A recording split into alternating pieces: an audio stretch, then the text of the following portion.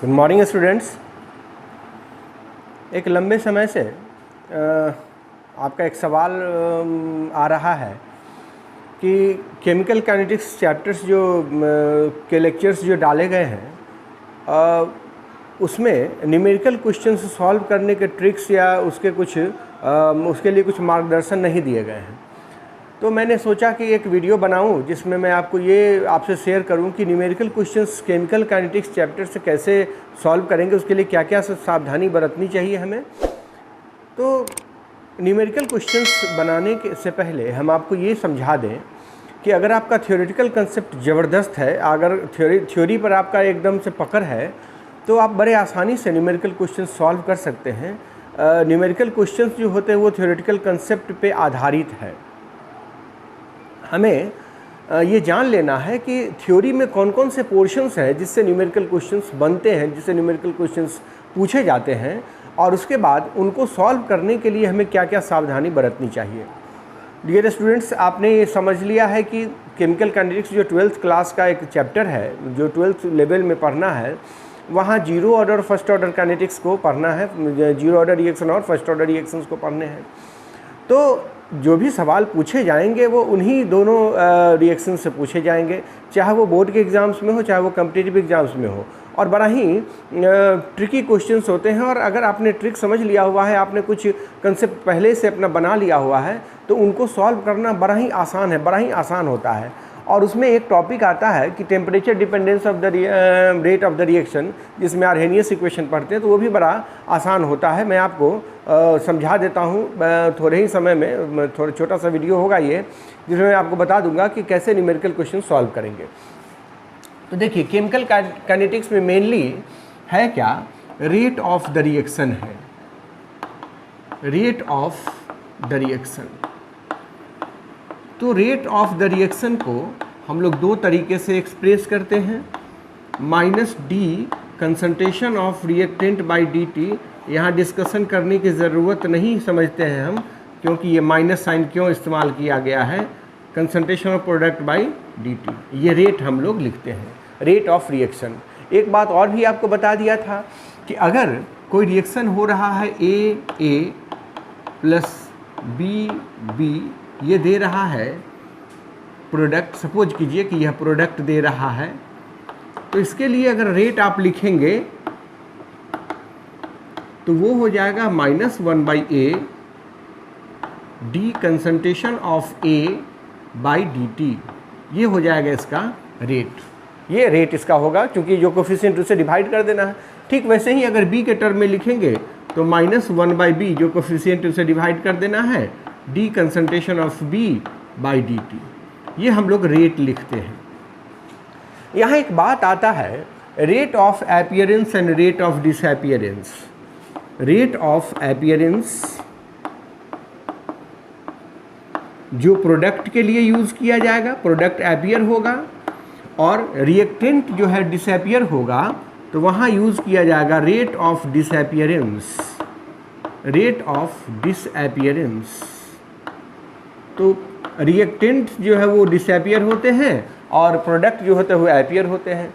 यहाँ हमें एक बात ध्यान देना है, rate of appearance of product जो होगा वो डी, अगर सपोज कीजिए यहाँ प्रोडक्ट के बदले मैं लिख देता हूँ C plus D and D, तो rate of appearance of product तो वो होगा D concentration of C by D T. देखिए, यहाँ मैंने कोफिशिएंट से डिवाइड नहीं किया है, जबकि रेट ऑफ डिसअपीयरेंस अगर हम रिएक्टेंट की बात करें तो वहाँ भी रेट ऑफ डिसअपीयरेंस हो जाएगा -d concentration of A by D T. यहाँ भी हमने कोफिशिएंट से डिवाइड नहीं किया है। तो देख लीजिए, ये फ़र्क है रेट और रेट ऑफ डिसअपीयरेंस में। रेट ऑफ रिएक्शन में जो कोफिशिएंट होगा उसे डिवाइड करना है, और रेट ऑफ अपीयरेंस और डिसअपीयरेंस अगर आप लिखते हैं तो वहाँ डिवाइड करने की ज़रूरत नहीं पड़ेगी, बस -dr by D T minus D P by D T ये करके निकालना है। जैसे अगर कोई सवाल पूछ देता है कि एक रिएक्शन है 2a गिव्स प्रोडक्ट, ये क्वेश्चन है, और इसके लिए कहता है कि इसका रेट जो है रेट ऑफ रिएक्शन जो है वो है 5.0 into 10 to the power -2 rate है इसका।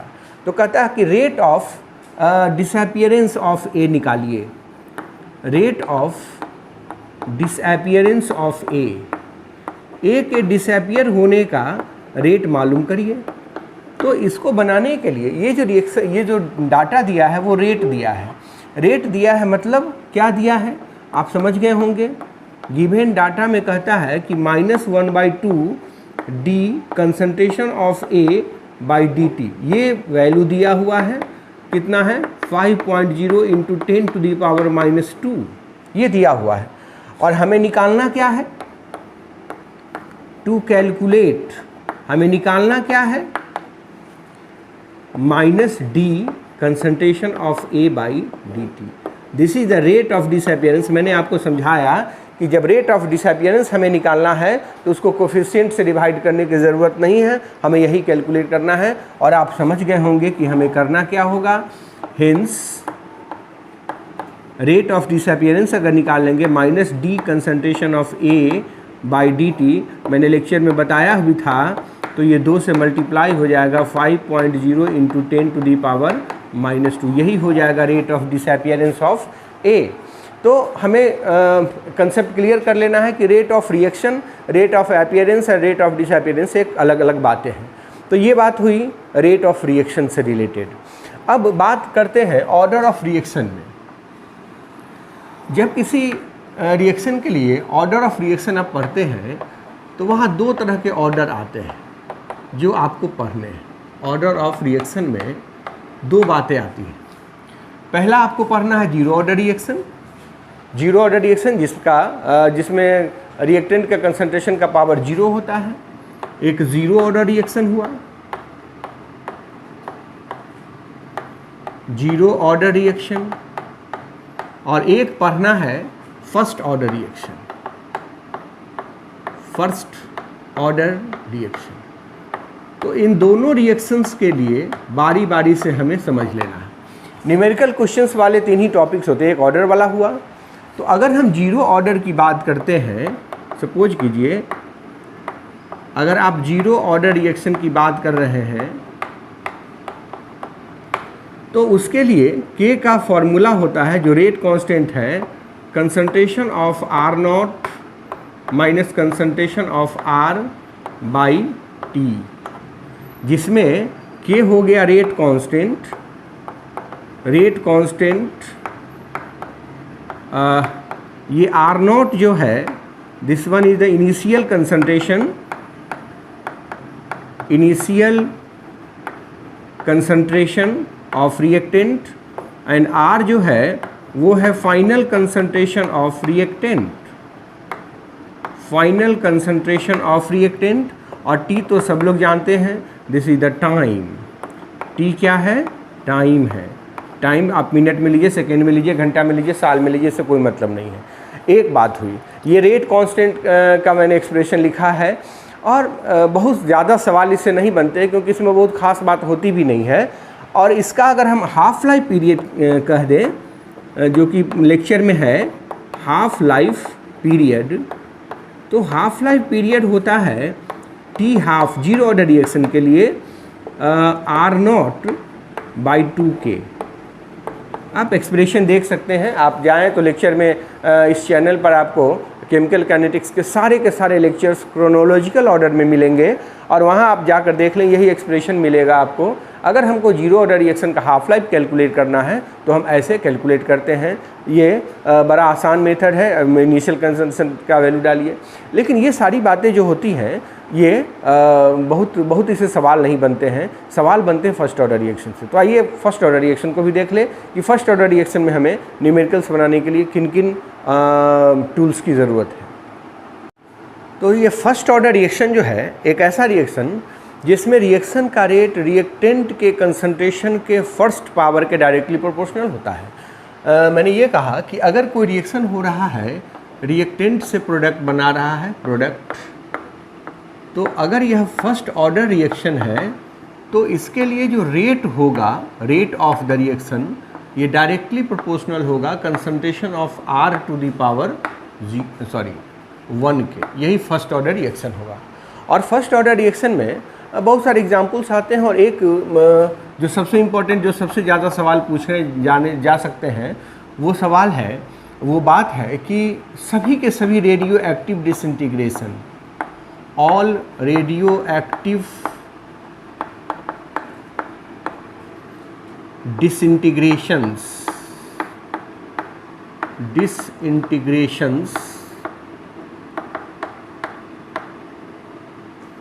disintegration reactions are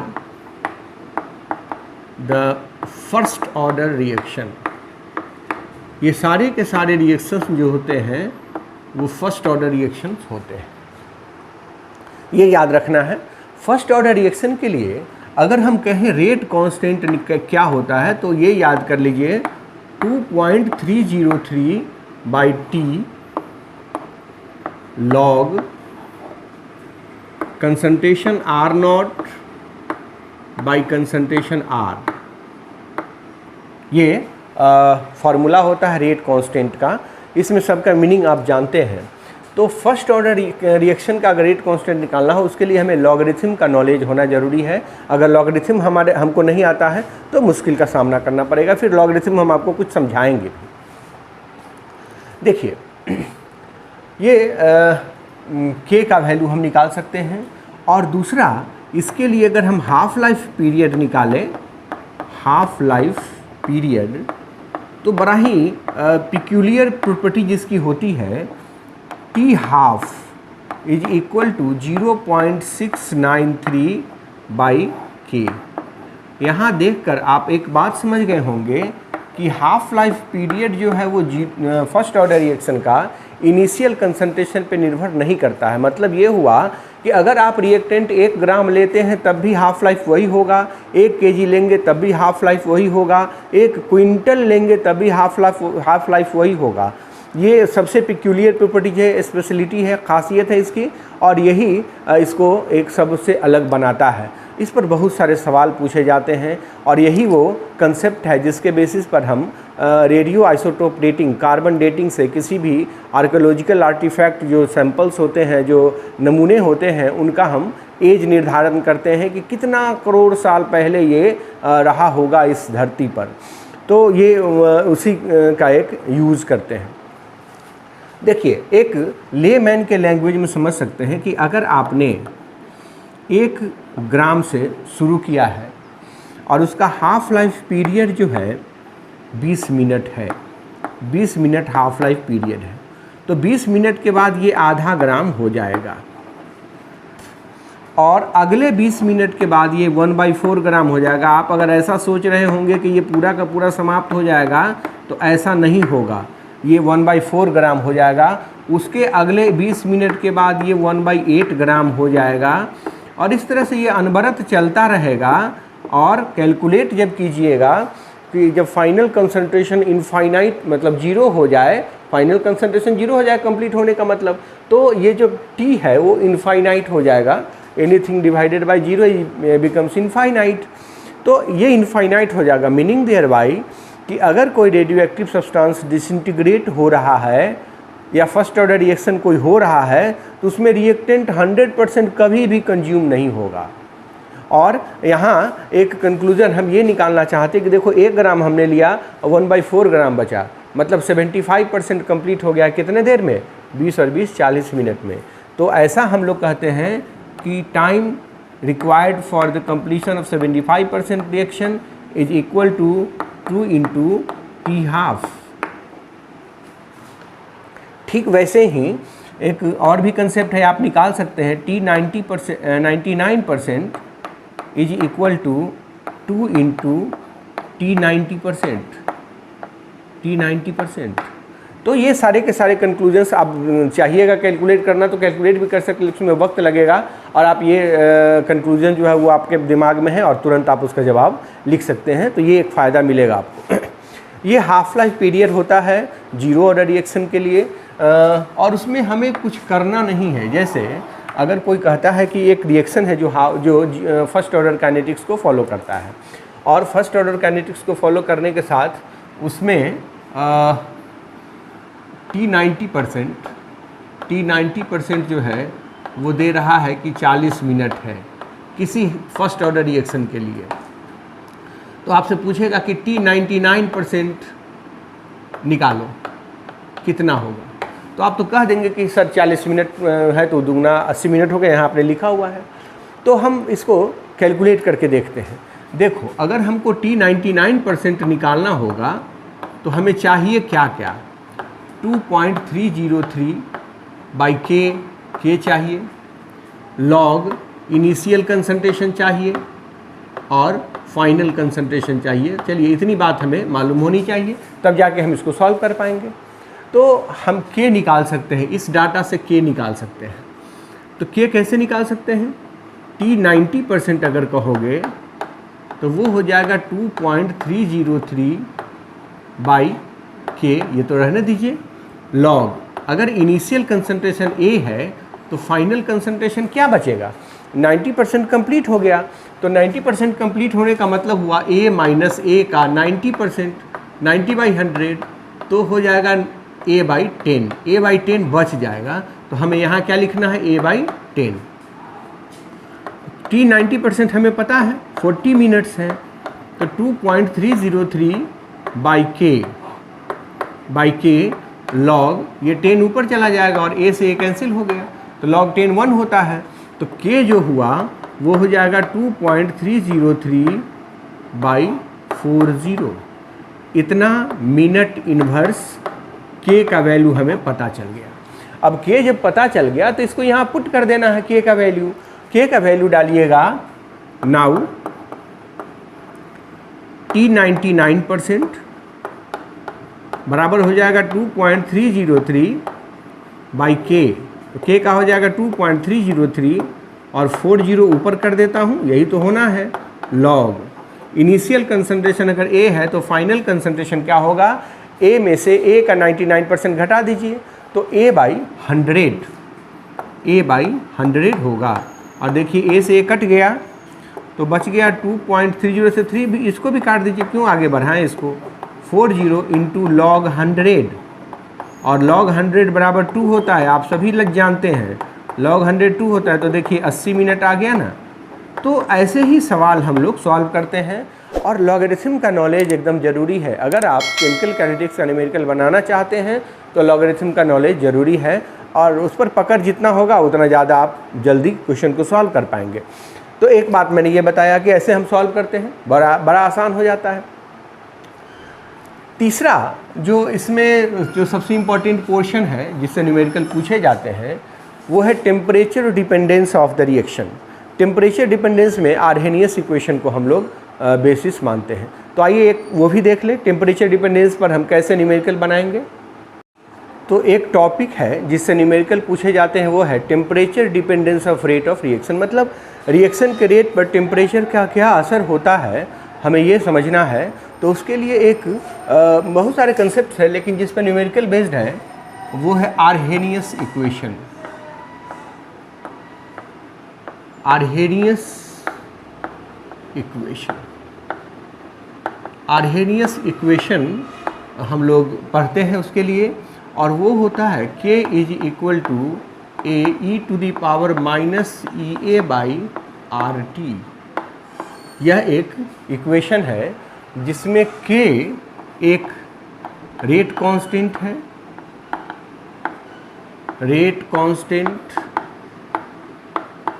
A pre exponential factor है जिसको आर्हेनियस कांस्टेंट कहा जाता है। आर्हेनियस कांस्टेंट ई तो एक्सपोनेंशियल टर्म है, एक्सपोनेंशियल टर्म आप जानते भी हैं, और ई एक्टिवेशन एनर्जी है। ये सब उस लेक्चर में ऑलरेडी दिया हुआ है, पढ़ाया हुआ है, आप देख लीजिए। ये एक्टिवेशन एनर्जी है। आर गैस कांस्टेंट है, आर जो है वो गैस कांस्टेंट है। टी टेम्परेचर है केल्विन में, टी टेम्परेचर है केल्विन में। इसको थोड़ा सा और भी जब मॉडिफाई किया जाता है तो फाइनली हमें रिजल्ट मिलता है K2/K1 is equal to EA/2.303 R 1/T1 minus 1/T2। इतना, ये एक फार्मूला है जिसका यूज करके हम ये मालूम करते हैं कि अगर रिएक्शन का टेम्परेचर हम 2 डिग्री से भी अगर बढ़ा दें तो रेट में कितना फ़र्क आएगा ये मालूम हो जाएगा। तो देखो K2 जो है, यहाँ जो K2 लिखा हुआ है, this is the rate of reaction या रेट कांस्टेंट कहिए ना। मैं आपको अभी समझा देता हूँ कि कैसे ये रेट से रिलेटेड है। Rate constant eight temperature T2, temperature T2 पर रेट कांस्टेंट है K2, और K1 जो है this is the rate constant eight temperature T1। तो टेम्परेचर हमने बढ़ाया तो बढ़ाने से रेट कांस्टेंट बदल गया। मैंने पहले भी आपको लेक्चर में बताया हुआ है कि रेट कांस्टेंट जैसे लिखते हैं ना हम लोग, rate is equal to K into concentration of R to the power N। तो अगर R का वैल्यू 1 हो जाए तो रेट और K बराबर हो जाएगा, रेट और K बराबर हो जाएगा। मतलब rate constant is nothing but the rate of reaction in the certain condition and that condition is when the concentration of reactant is 1 molar. तो हम रेट कांस्टेंट को रेट ऑफ द रिएक्शन कह सकते हैं, एकदम बेबाक रूप से कह सकते हैं। और इसीलिए हमने कहा कि this K2 is the rate of the reaction at temperature T2 and K1 is the rate of reaction at temperature T1 and the effect of temperature is similar as the rate at the rate of the reaction as in case of rate constant। तो ये बात हो गई। तो अगर temperature बढ़ाएंगे, आप 2 degree भी बढ़ाएंगे तो आपको ये पता चल जाएगा, EA का वैल्यू दिया हुआ है तो आपको इफेक्ट पता चल जाएगा, और अगर K2/K1 का वैल्यू दिया हुआ है तो आपको एक्टिवेशन एनर्जी निकालने आ जाएगा। जैसे एक्सरसाइज में NCERT के क्वेश्चन में एक दिया है कि रेट ऑफ द रिएक्शन बढ़ जाता है, क्वाड्रुपल हो जाता है, 4 गुना हो जाता है। Rate of reaction quadruples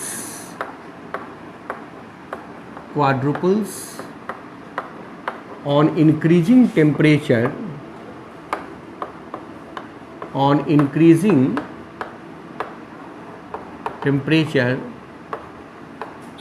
from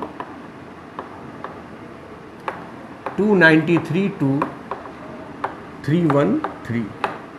मतलब 293 केल्विन से 313 केल्विन कर दिया गया टेम्परेचर, तो रिएक्शन का रेट क्वाड्रुपल हो गया, मतलब 4 गुना हो गया। तो कहता है कि एक्टिवेशन एनर्जी निकालिए। तो देखिए कितना आसान है। रेट ऑफ रिएक्शन क्वाड्रुपल हुआ, इसका मतलब है कि K2/K1 का वैल्यू 4 है। K2/K1 का वैल्यू 4 है, क्वाड्रुपल हुआ मतलब 4 है। अब हमें सब कुछ पता है, T1 पता है, T1 है 293 केल्विन, T2 पता है, T2 है 313 केल्विन, ये भी पता है। तो अब हमें लिखना है log K2/K1 is equal to EA/2.303 R 1/T1 minus 1/T2, यही तो हमें लिखना है। तो log K2/K1 मतलब K2/K1 का वैल्यू 4 है तो यहाँ 4 लिख देना। log 4 is equal to EA/2.303 into R का वैल्यू 8.314 जूल केल्विन इन्वर्स और 1/293 माइनस 1/313, यही तो हुआ। और देखिए आपको log K का वैल्यू, log 4 का वैल्यू पता है तो हमें EA निकालना है, और बड़े आसानी से बस केवल मैथमेटिकल कैलकुलेशन है जिससे एक्टिवेशन एनर्जी निकल जाएगा। तो बड़ा आसान होता है न्यूमेरिकल सॉल्व करना। अगर आपका बेसिक कंसेप्ट क्लियर है, थ्योरेटिकल कंसेप्ट क्लियर है, तो बहुत ही आसानी से आप इसको सॉल्व कर सकते हैं, न्यूमेरिकल क्वेश्चन बना सकते हैं। और कॉम्पिटिटिव एग्जाम्स में भी इन्हीं टॉपिक से सवाल पूछे जाते हैं, बोर्ड के एग्जाम्स में भी इन्हीं टॉपिक से सवाल पूछे जाते हैं मैक्सिमम केसेस में। खास करके CBSE बोर्ड में जो न्यूमेरिकल पूछे जाते हैं इन्हीं को टच किया जाता है। तो इस तरह से आप आसानी से न्यूमेरिकल क्वेश्चन सॉल्व कर सकते हैं। बस 3 ही 4 टॉपिक है जिससे न्यूमेरिकल क्वेश्चन पूछे जाते हैं, तो बड़ा आसान है और इसको एक बार से पढ़ लेने से अच्छा नंबर आप ला सकते हैं। तो आज हम इसको यहीं समाप्त करते हैं इस लेक्चर को, क्योंकि न्यूमेरिकल पर ही कुछ चर्चा करनी थी मुझे और आशा करता हूँ कि इससे आपको बहुत लाभ पहुँचेगा। एक रिक्वेस्ट है कि अगर आप मेरे नए व्यूवर हैं तो चैनल को सब्सक्राइब कर लें और लाइक देना ना भूलें और बेल आइकन को प्रेस कर लें ताकि आपको नोटिफिकेशन सही समय पे मिलता रहे। धन्यवाद। फिर से भेंट होगी अगले वीडियो में।